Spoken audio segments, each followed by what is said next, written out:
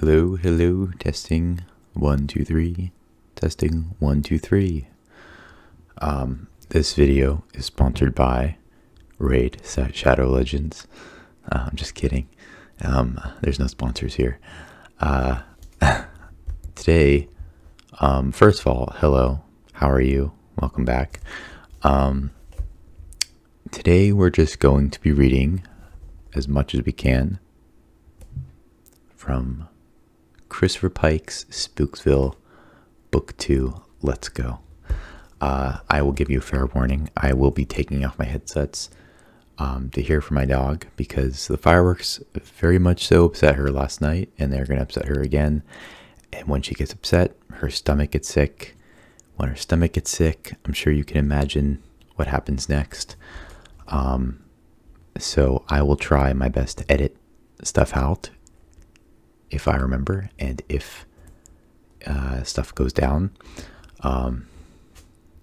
But let's keep it happy. Let's keep it, lighthearted. Let's keep it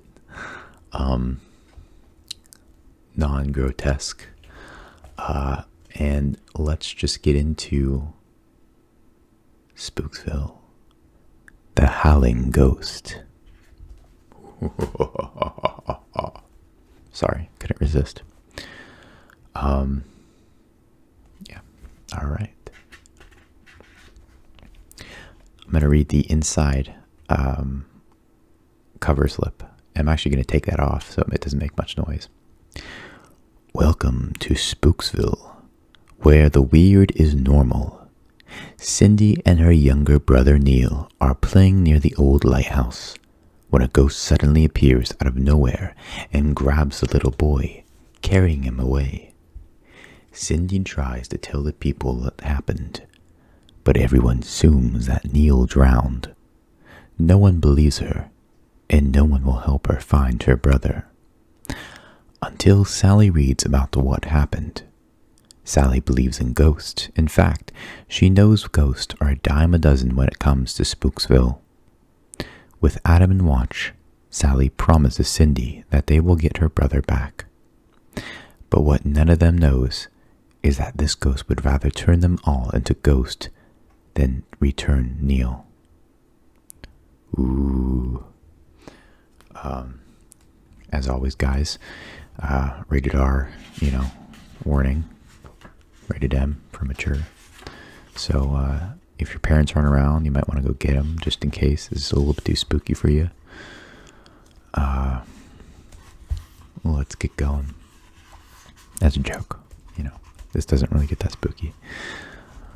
But let's pretend it does. Alright, Howling Ghost. Chapter 1.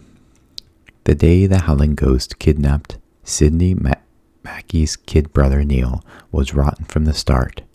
Cindy began to expect bad times ever since her family moved to Springville, or Spooksville as the kids in town called it. At first, even though she disliked the place, Cindy didn't believe half the stories she heard about it. But after the ghost came out of the lighthouse and grabbed Neil, she was ready to believe anything. Can I walk on the jetty? Neil asked as they reached the end of the beach, where the rocky jetty led out to the lighthouse. I don't think so, Cindy replied, stuffing her hands in her pockets. It's getting late and cold.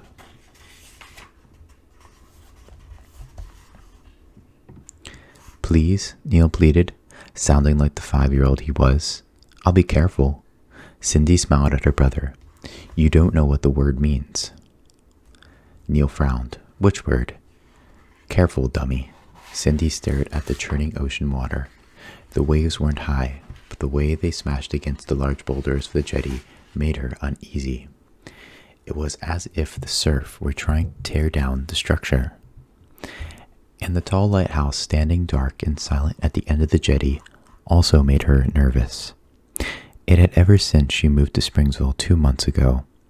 The lighthouse just looked, kind of spooky. Pretty please? Neil asked again. Cindy sighed. All right, but stay in the middle and watch where you put your feet. I don't want you falling in. Neil leaped in the air. Cool. Do you want to come? Cindy turned away. No, I'll sit here and watch. But if a shark comes out of the water and carries you out to sea, I'm not going in after you. Neil stopped bouncing. Do sharks eat boys? Only when there are no girls to eat. Seeing Neil's confused expression, Cindy laughed and sat down on the large rock. That was a joke. Go, quick, have your walk on the jetty. Then let's get home. It'll be dark in a few minutes. Okay, he said, dancing away, talking to himself. Watch out for falling feet and girl sharks. Just be careful, Cindy said, so softly she was sure Neil didn't hear. She wondered why the dread she felt about the town hadn't touched her brother. Since their mother had moved them back to their father's old house 8 weeks ago, Neil had been as happy as one of the smiling clams he occasionally found on the beach. But Cindy knew the town wasn't safe. In Spooksville, the nights were just a little too dark, the moon a little too big. Sometimes, in the middle of the night, she heard strange sounds. Leathery wings beating far overhead, muted cries echoing from under the ground. Maybe she imagined these things. She wasn't sure. She just wished her father were still alive to go with them on their walks. Actually, she just wished he were alive. She missed him more than she knew how to say. Still, she kept going for walks late in the evening, particularly by the ocean. It seemed to draw her. Even the spooky lighthouse called to her.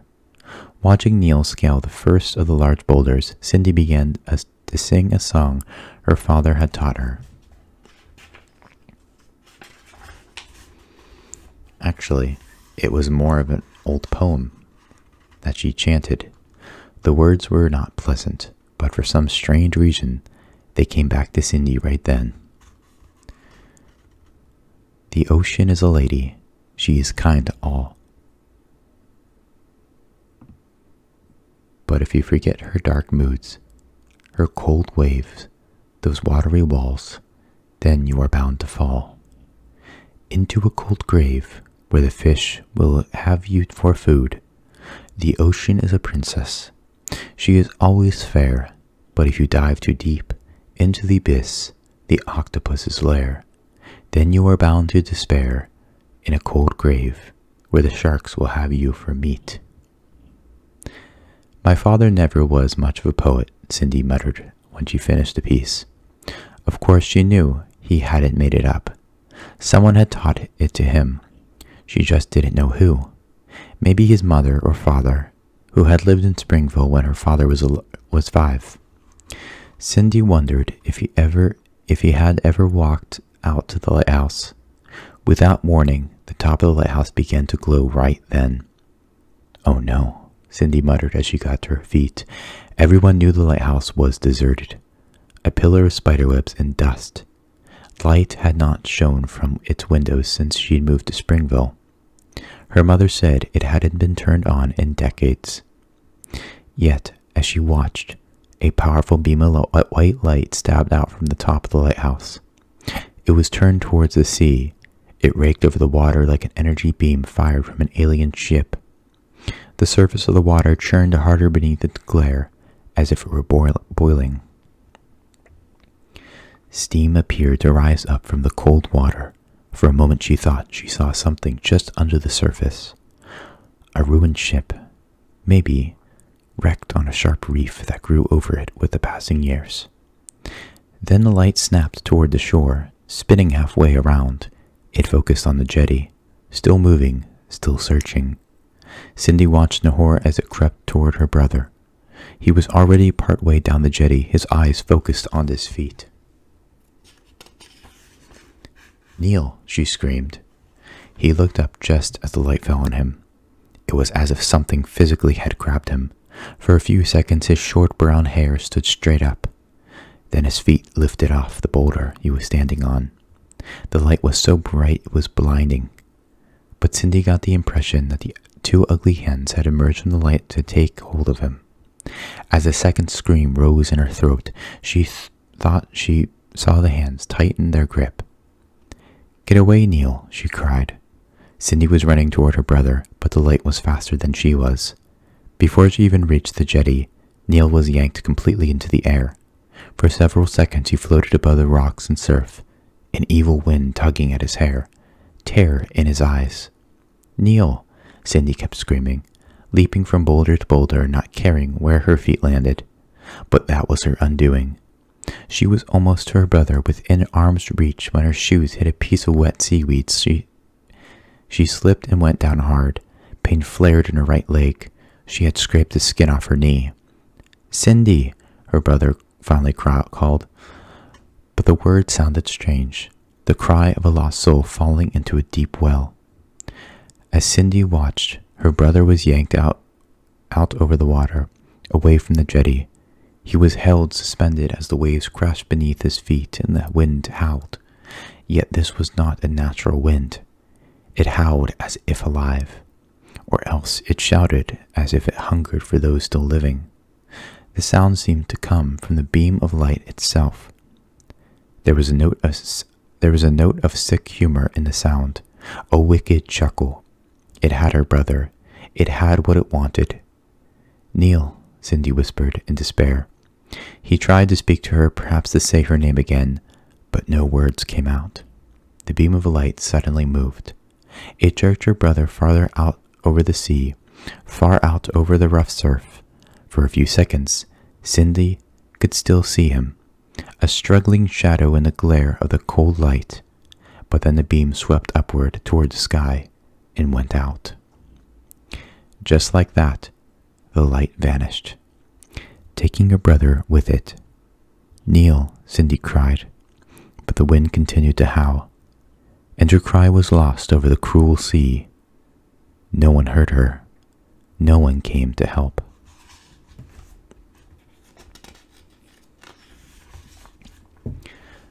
Chapter 2. 2 days after Cindy Mackey's brother was kidnapped by the Howling Ghost, Adam Freeman and Sally Wilcox were having breakfast with their friend Watch. Breakfast was donuts and milk at the local bakery. Of course, Sally was having coffee instead of milk because, as she said, the caffeine helped steady her nerves. "What's wrong with your nerves?" Adam asked, munching on a jelly donut. "If you had lived here as long as me, you wouldn't have to ask," Sally replied, sipping her coffee. She nodded to his donut. "It's better to eat ones that don't have stuff inside." "Why?" Adam asked. "You never know what that stuff might be," Sally said. "It's just a jelly donut," Adam protested, although he did stop eating it. Sally spoke gravely. "Yeah, but where did the jelly come from? Have you been in the back room? Have you studied the supplies? You can make jelly out of raspberries and strawberries, or a respectable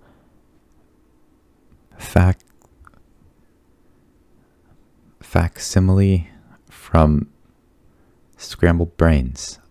Sorry, I never heard that word. F-A-C-S-I-M-I-L-E. Respectable facsimile. Adam set his donut down.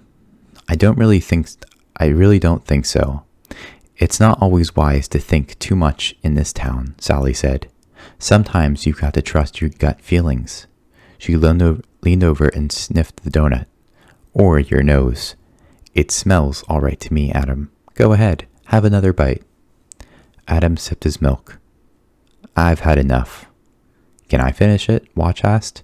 "I'm not picky." "Sure," Adam said, pushing the donut over. "What were we talking about a few seconds ago? I forgot."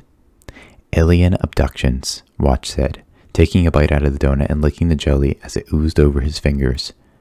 "They're happening all over. Ships from other planets come down and grab people and take them into orbit for physical examinations. I'm surprised one of us hasn't been abducted yet. I imagine we would make interesting specimens."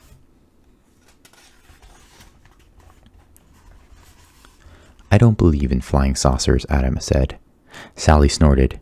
"Yeah, just like you didn't believe in witches a month ago." "Have you ever seen a flying saucer?" Adam asked, even though he knew that what Sally's answer would be. "Of course," she said. "Just before you got here, I saw one come down at the reservoir. Old Man Farmer was out on his boat fishing and—" "Wait a second," Adam interrupted. "I thought you said there were no fish in the reservoir." that they had all thrown themselves on the shore because they couldn't bear to live there. I said he was fishing, Sally explained. I didn't say he was catching any fish. Anyway, the ship came down and hovered over him and emitted this high vibration. Before you knew it, Farmer's face got really long and his eyes bulged out of his head. 10 seconds of this and he looked like an alien. Then what? Adam asked. Sally shrugged nonchalantly. The ship left and he continued fishing. I think he got something that day too, but I don't know if it was edible. But did Mr. Farmer continue to look like an alien? Adam asked, exasperated. It was not a lasting operation, Sally said, but his chin is still kind of pointed, Watch added. Adam shook his head. I don't believe any of this. Why don't you take a peek in the back, Sally said. Old man Farmer works here. He probably baked that donut you just ate. As often was the case, when Adam was with his friends, he had to struggle to keep up. If he hadn't almost been thrown in a boiling vat on the secret path, he would have refused to believe this new story. But nowadays, he always left the door to his mind open, in case what they were talking about might be true. What I want to know, Adam said, is why Spooksville is so spooky. What is it about this place that makes it different from other towns? Watch nodded. That's a big question. I've been trying to figure out the answer since I moved here. But I can tell you one thing. Bum knows the truth. I think Ann Templeton does too. But Bum won't tell, Adam asked. Nope, Watch said. He said I have to find the answer for myself, and that I will probably disappear from the face of the earth before I do. He paused. You might want to talk to Ann Templeton about it sometime. I hear you guys are friends. Who told you that? Adam asked. Watch pointed at Sally. She did. What I said was that he was in love with a witch, Sally explained. I didn't say they were friends. I don't love her, Adam snapped. Well, you certainly don't love me, Sally snapped back. Adam scratched his head. How did you go from what makes Spooksville scary to my personal life? What personal life? Sally asked, getting annoyed. You don't have a personal life. You don't even have a girlfriend. I'm 12 years old, Adam said. I'm not required to have a girlfriend. That's right, Sally said. Wait till you're 18. Let your whole life pass you by. Throw away your finest years. I don't care. I live in the present moment. That's the only way to live in this town, because tomorrow you might be dead, or worse. Watch patted Sally on the back. I think you need another donut. Sally grumbled, still looking at Adam. Donuts cannot cure all my problems. Nevertheless, she took a bite out of the chocolate one Watch set in front of her. A smile touched her lips. Ah, sugar and chocolate. Better than love. They're always there for you. Adam looked away and muttered, You should carry a box of chocolates wherever you go.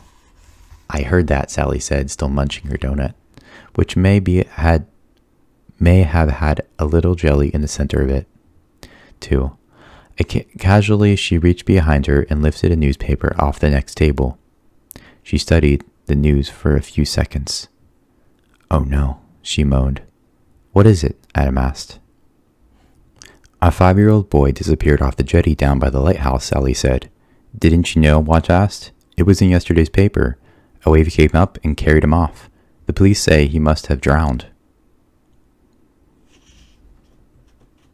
Drowned, Sally repeated, pointing to the article. His sister was with him at the time, and she says a ghost came out of the lighthouse and grabbed the kid. Watch shrugged. Either way, the kid's a goner. Have they found his body? Adam asked, feeling sick. He didn't know what it was like to drown. Adam asked, feeling sick. He didn't know what it would be like to drown, but imagined it would be like smothering. No, Sally said, reading the article. The police say the tide must have carried the boy out. The idiots. But that sounds logical, Adam said, although he was sure Sally would yell at him for saying it. Sally huffed and tossed the paper aside.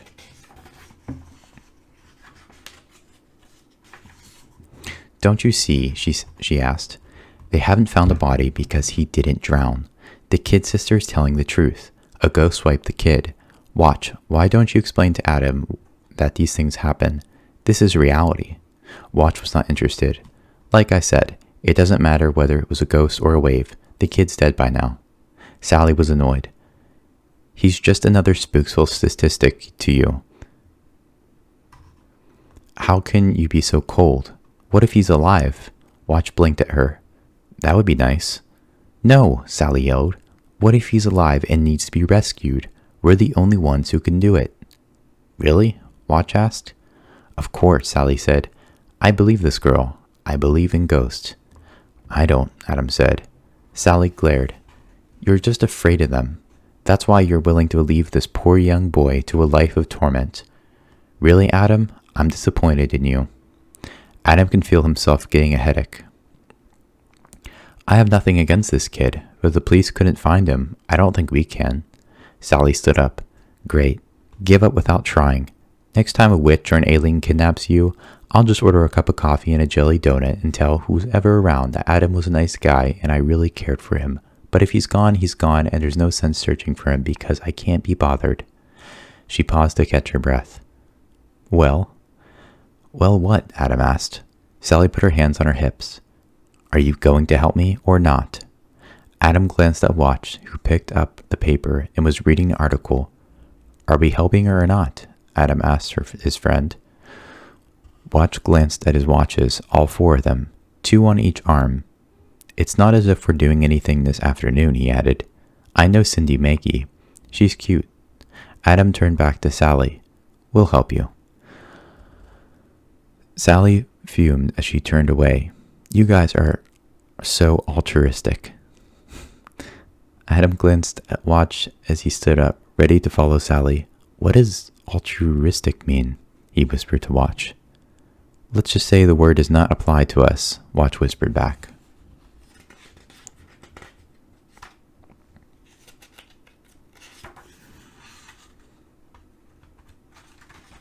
Chapter 3.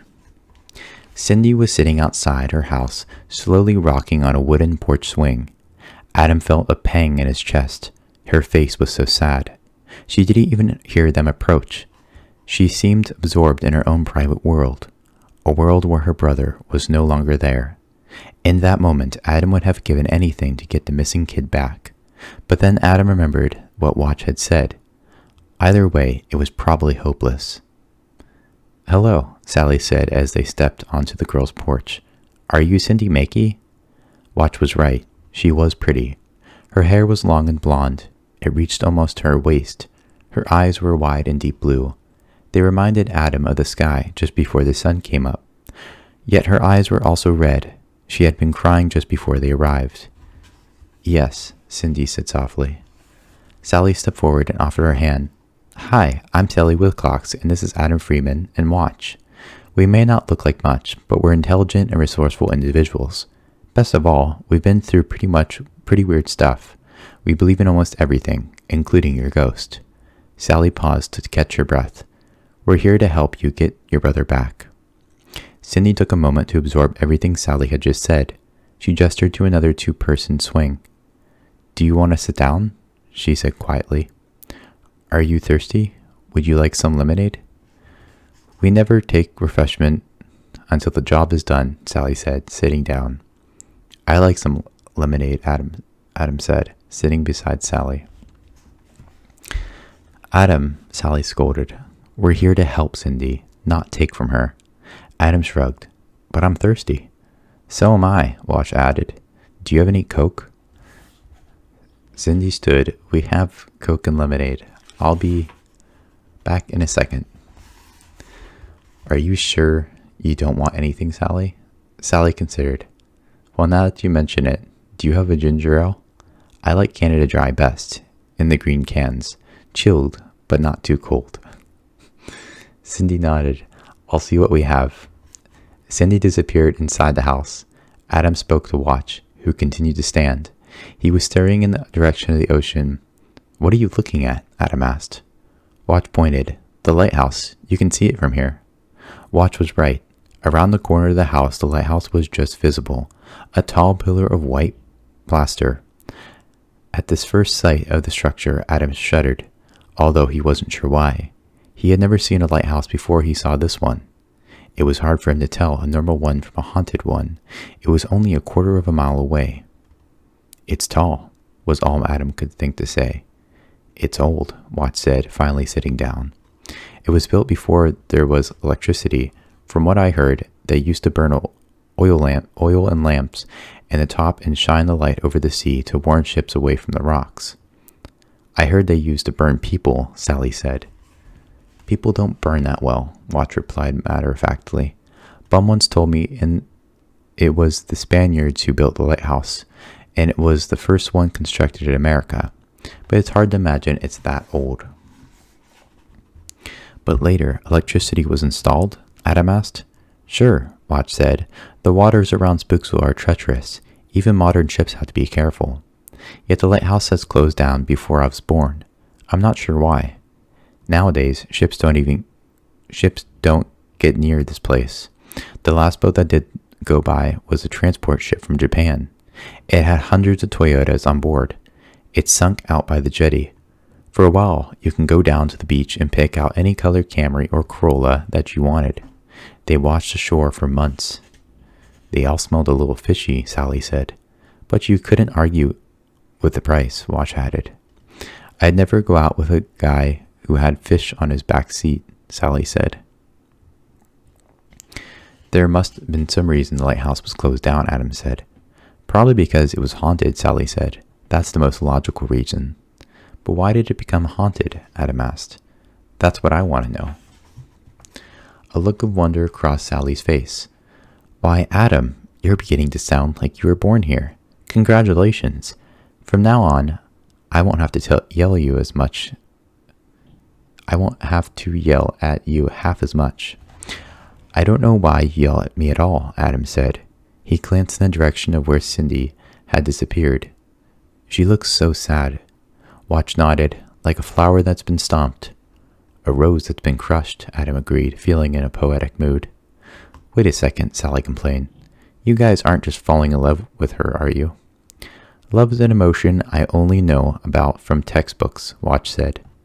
"I just met her," Adam said. "I don't even know her." "But as soon as you met me, you liked me." "Didn't you?" Sally asked. Adam shrugged. "I suppose." Sally suddenly looked worried and a little annoyed. "Just don't go flirting with her while I'm around." "We'll wait and do it behind her back," Watch said tactfully. Cindy returned a minute later. She had 2 tall glasses of Coke with ice and 1 lemonade. Offering a Coke to Sally, Cindy apologized that there was no ginger ale. "I suppose I could use the caffeine," Sally said, sniffing her drink before sipping it. Adam gulped down his lemonade. "Ah," he said, between gulps. "There's nothing like lemonade on a hot day." "It was cold a couple of days ago," Cindy remarked sadly, sitting down. Adam set his drink down and spoke gently. "It was cold when your brother disappeared?" Cindy nodded. "Yes. There was a strong wind. It whipped across the water, stirring up the waves." She stopped to shake her head. "We shouldn't have been walking by the jetty." "What time of day was it?" Sally asked seriously. "Sunset," Cindy said. "But you couldn't see the sun because of the great clouds." "Were both of you walking on the jetty?" Adam asked. "No," Cindy said. "Neil was alone. I mean, I could see him and everything. I was sitting on a boulder. He had walked alone on the jetty many times before. He was always careful to watch where he stepped. He never walked out too far. It was just that this time..." Cindy's voice trailed off and she lowered her head. It seemed for a moment that she was going to cry, but she didn't. She also didn't finish her sentence. "It was just that this time a ghost grabbed him." Sorry, that was more sort of a question. "It was just that this time a ghost grabbed him," Sally said. Cindy took a breath. "I think so." "But you're not sure?" Adam asked gently. Cindy shook her head. "It happened so fast. Something came and took him. I don't know what it was." "Are you sure he didn't just fall into the water?" Watch asked. Cindy raised her head. "He didn't fall in the water. He didn't drown. I told the police that. I told my mother, but none of them believed me. She paused and stared at each of them. Do you believe me? We told you we did, Sally said, eyeing Watch to be quiet. We just wanted to be sure about the facts. When you're dealing with a ghost, you have to be careful. Can you describe the ghost to us? Neil was walking alone along the jetty when a beam of light shot out from the top of the lighthouse. It was a blinding light and seemed to be searching for Neil. When it caught up to him, old hands came out of the light and grabbed him. I know he was lifted into the air before the light went off and he vanished. I saw him floating above the water, above the rocks. This is what you told the police? Adam asked. Yes, Cindy said. This is exactly what happened. Did the police examine the lighthouse? Watch asked. I don't know, Cindy said. I told them to, but they just said the lighthouse was all boarded up, that no light could have come from it. After hearing my story, they were convinced my brother had fallen in the water and been swept out to sea. They thought I was hallucinating because I was in shock.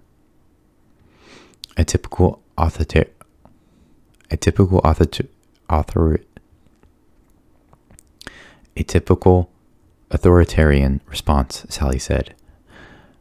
There was one other thing, Cindy said. When the hands came out of the light and grabbed Neil, the wind howled, but it was a weird sound. It was like some evil monster laughing. What is a female monster or a male monster? Adam asked. That's a very weird question, Sally remarked. I don't know, Watch disagreed. Personally, I'd rather deal with a male monster any day. My feeling exactly, Adam muttered. Cindy was thoughtful. I think it was a female monster. Let's not call it a monster, Sally interrupted. It sounds more like a ghost. She touched Cindy on the knee. We're going to get your brother back, no matter what. We're going to try to get him back, Adam corrected. As long as we don't have to risk our own lives, Watch added. Cindy's lower lip quivered, and her eyes were wet. Thank you, all of you. You don't know what it means to me to have someone believe me. I know he's alive. I feel it in my heart. Cindy paused. The only thing is, what do we do now? Adam stood up, and with more courage than he knew he had, said, It's obvious. We break into the lighthouse. Chapter 4. The way to the lighthouse was hard. Not only was the lighthouse at the end of the jetty, but also the narrow wooden bridge that crossed from the piled boulders to the lighthouse itself was worn and cracked. Adam took one look at it and wished he'd brought his bathing suit. The bridge looked as if it would collapse the moment he stepped on it. Fortunately, the ocean was calm. The waves brushing against the jetty were only a foot high. Adam believed if he fell in the water, he'd have no trouble getting out.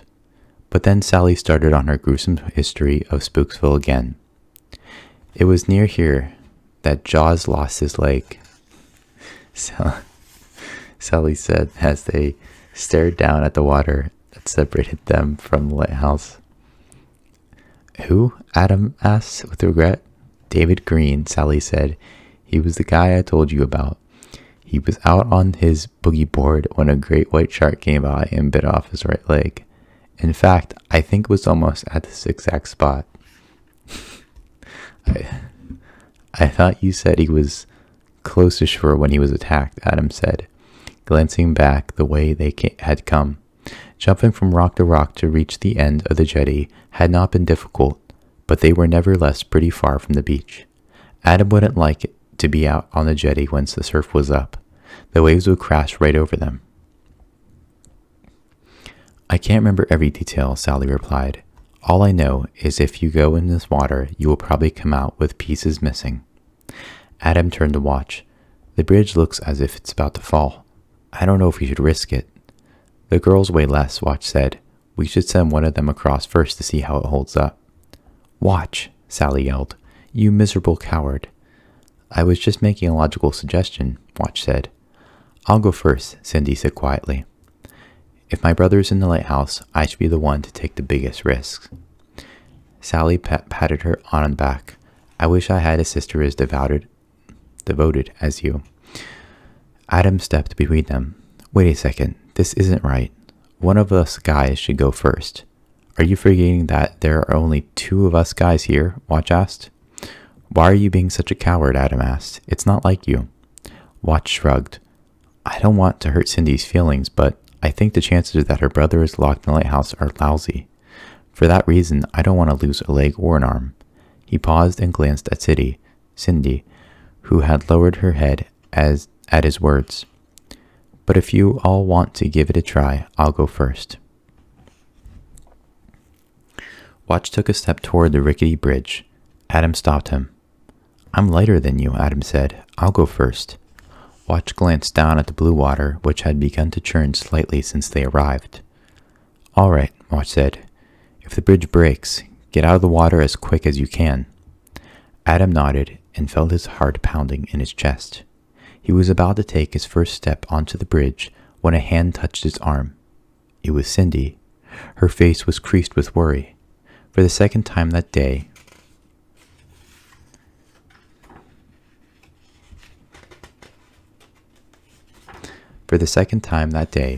he thought how beautiful her blue eyes were, how bright the sun shone in her blonde hair.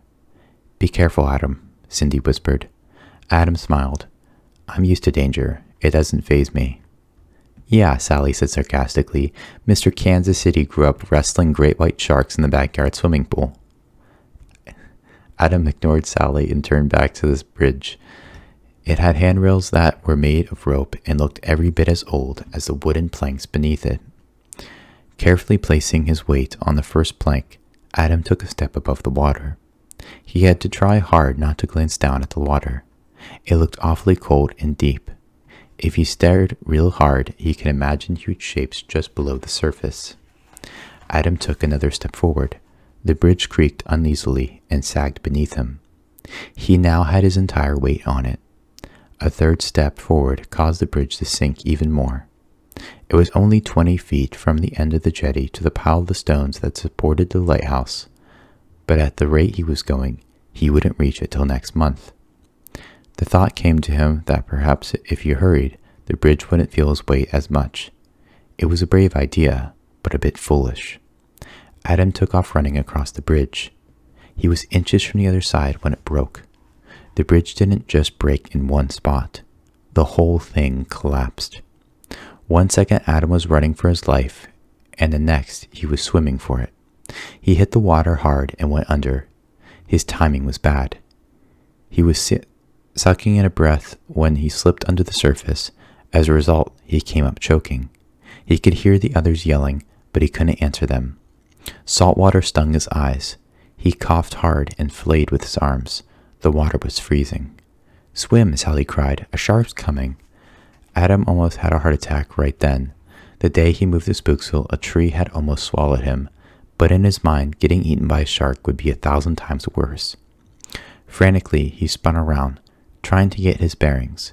He didn't know if he was closer to the lighthouse or the jetty, and at the moment he really didn't care. He just wanted to get out of the water. I don't see any shark, he heard Cindy yell. You don't see them till it's too late, Sally yelled back. Adam, save yourself. Adam stopped choking long enough to look back at his friends. Is there really a shark, he gasped, treading water. Watch shook his head.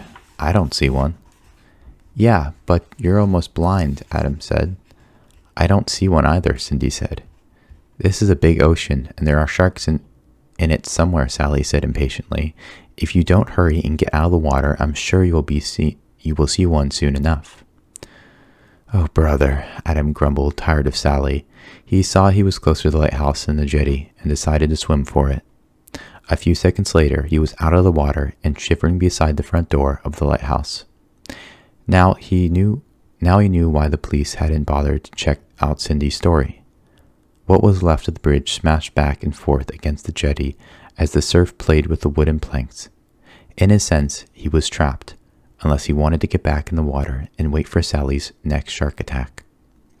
Can you feel your legs? Sally called across the distance. Yes, Adam called back. They're still attached to my body, thank you. Try the door to the lighthouse, Watch said. There might be a rope inside that you can throw to us. The door, no surprise, was locked. Adam looked around for a large rock to break the handle, He doubted that the ghost inside would sue him for damaging his property. But this was Spooksville. He probably should have thought more about what he was doing. But he was cold, his clothes were soaked. He just wanted to get inside so he could dry off. Picking up a stone as big as his head, he brought it down hard on the doorknob. The knob broke off, and the door swung open. It was dark inside. How clever of them to forget flashlights. Adam took several steps forward, once again, feeling his heart pound. There was a musty smell. The place had been locked up for a long time. His shoes left clear prints in the dust on the wooden floor. Water dripped from his clothes, smearing the dust. From the light that poured in through the door, he was able to see a spiral staircase that wound up to the top of the lighthouse. The very top was lost in shadows, and the stairway seemed to vanish into a natural light. A natural night. "Hello?" he called. The words echoed back to him. "Hello, hello, hello." Each repetition was heavier than the one before, more spooky. "Hello, hello, hello." Actually, it sounded as if the ghosts were talking. "Hello, hello, hello." But not a friendly ghost, not one welcoming him. "Ogo, ogo, ogo." Adam shivered as he listened to the sound. Go, go, go. There was a small storage room off to his left. Inside was a shovel, a wheelbarrow, several metal containers that smelled of kerosene, and a rope. Surprisingly, the rope was fairly new, in better shape than the other equipment. He hurried back outside and held it up for the others to see. Watch spoke for all of them with his next questions. "Do you want to use it to get back here?" he asked. "Or do you want us to come over there?" Cindy stepped forward. "I want to search the lighthouse," she said. "I have to." Sally eyed the water uneasily. "If the rope breaks, we'll all end up in a shark's belly." "Is there a good place to tie it on your side?" Watch called Adam. Adam glanced back at the winding stairway. He had at least a couple 100 feet of rope in his hands. It would reach, he decided. "Yeah," he said. "Do you have anything to tie it to on the jetty?" Watch studied the boulders. "Sure," he said, "but we'll be dangling just above the water line." I wonder how high a shark can reach out of the water," Sally muttered. Adam threw one end of the rope over to Watch, who wrapped it around the boulder. Before Watch tied his end off, Adam re-entered the lighthouse and secured his end to the stairway.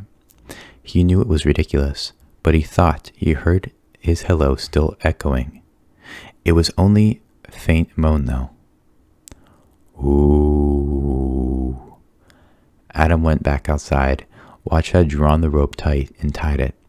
It stretched only 3 feet above the water. "Who's going first?" Adam called.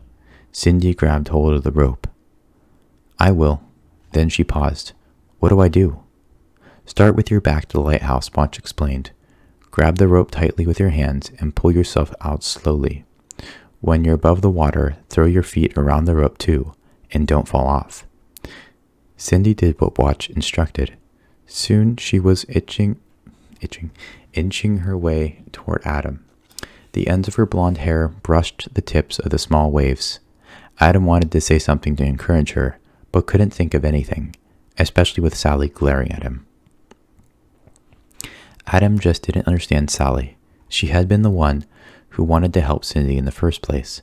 Just because he said a few nice things about Cindy was no reason for Sally to get so jealous. Adam didn't even know what there was to be jealous about. They were kids and weren't into relationships. He wasn't even sure what the word meant. "Just a few more feet," Adam said finally when Cindy was almost across.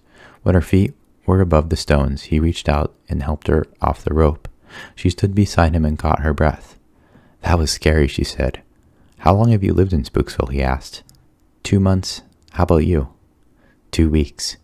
We moved because of my dad's job. Cindy's face fell. "We moved because my dad died." "Oh, I'm sorry." "His family had a house there that we stayed in for free." Cindy shrugged weakly. "We had nowhere else to go." You don't have any other brothers or sisters besides Neil? No. Hey, Sally called from across the water, her hand on the rope. Stop talking and get ready to rescue me if I fall in. I can't wait to rescue again, Adam called back. Sally took longer to cross than Cindy. Actually, she complained so much the whole way, it was amazing she had enough strength left to hold onto the rope. But finally, she was standing beside them. I hope we're not in a hurry on the way back, Sally said. Watch was over in a few moments. The rope was strong, it hardly even sagged under Watch's weight. As long as there was no great white sharks in the area, they decided they should have a safe return trip. As a group, they entered the lighthouse. The ground floor was basically empty, except for the storage area, and a bunch of spider webs. There was only dust. The spiral stairway seemed to wait for them, daring them, if they had the nerve to climb its many steps in the darkness. Adam gestured above. I wish we had at least one flashlight, he said. When we left home, we were just going for donuts, Watch said. He tested the metal steps with both his hands. The stairway appears strong enough. I bet it leads up to a door of some kind. Why do you say that? Sally asked. It's dark in here, Watch explained, but the lighthouse windows are not boarded up. You can see that from the outside. There must be a floor of some kind above us that blocks us from the windows. He stepped onto the stairway. I guess we'll see in a few minutes. Should we go up together? Sally asked, glancing around nervously. You can stay here all by yourself, Adam said, following Watch onto the steps. But you've seen enough horror films to know what happens when you're all alone in a dark place. I grew up in this town, Sally snapped. I watch horror films to relax before I go to sleep. She put a foot onto the stairway. I just hope these steps don't suddenly end. It would be a long fall, Watch agreed, taking the lead. I just hope my brother's up there, Cindy said quietly, walking a step behind Adam. The hike up the stairs was very hard. They were panting within a few minutes, and the floor looked so far away so quickly. It made Adam dizzy to look down. Also, it was unnerving to climb into blackness. Occasionally a spider web would settle over their faces and make them jump. Adam wished he had a big lighter or something to see with. The higher they climbed, the darker it got, and the warmer. Adam was about to call for Watch to stop and rest when Watch shouted, "Ouch!" He was practically invisible in the dark. We reached the top, Watch said, rubbing the top of his head. Is there a door? Sally asked, crowding up between Adam and Cindy. I smashed my head up against something. I hope it's a door, Watch said. Stay cool. I'm about to pound it with my fist to try to open it. Watch pounded on what sounded like a wooden door several times without success. You might want to use your head, Sally suggested. You had better luck with it. Maybe there's a lock, Cindy said, slipping past Adam, who could hardly see her. Adam listened for a moment while Watch and Cindy ran their fingers over the wooden door above them. Then suddenly there was a click, and a ray of light struck Adam's face. It was coming from outside. Through the windows at the top of the lighthouse, Cindy and Watch had pushed open the trap door. As a group, they climbed up into the top of the lighthouse.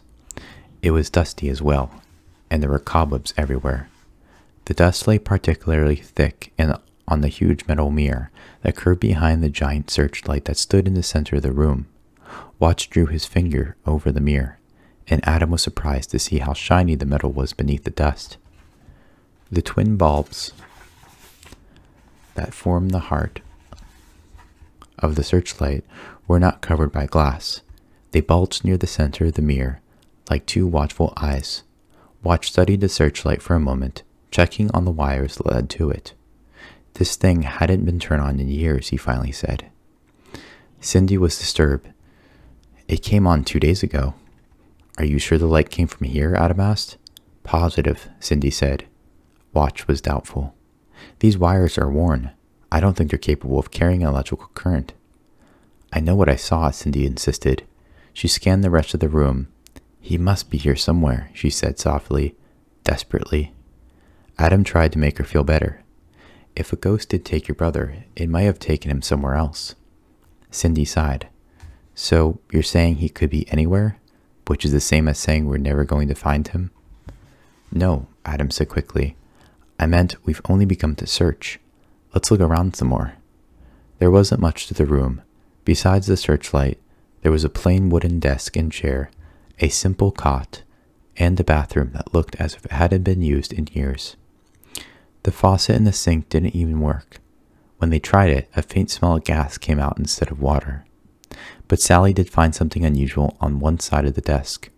Carved in the old floor, on opposite sides of a roughly shaped heart, were two words, Mommy and Rick. The words were probably carved by a child. Adam looked at Sally and watched. Do you know who operated the lighthouse last? Adam asked. I heard it was a blood-sucking sailor, Sally said. Watch shook his head. No, the bloodsucker was the guy who used to run the bait shop on the pier. Bum said that the lighthouse was last run by a woman, an old woman. Is she dead now? Cindy asked. Most old people in Spooksville are dead, Sally said. Watch nodded. This was at least 30 years ago. I'm sure the woman is dead. You have to be dead to be a ghost, Sally said, trying to encourage Cindy. What about the Rick? What about this Rick? Adam asked. Watch shook his head. I don't know what happened to him. Bum might, if we can find him. There might also be records in the library that we could check. Sally made a face. We have to go to the library? Yuck. What's wrong with the library? Adam asked reluctantly. The librarian's a little strange, Watch said. A little, Sally said.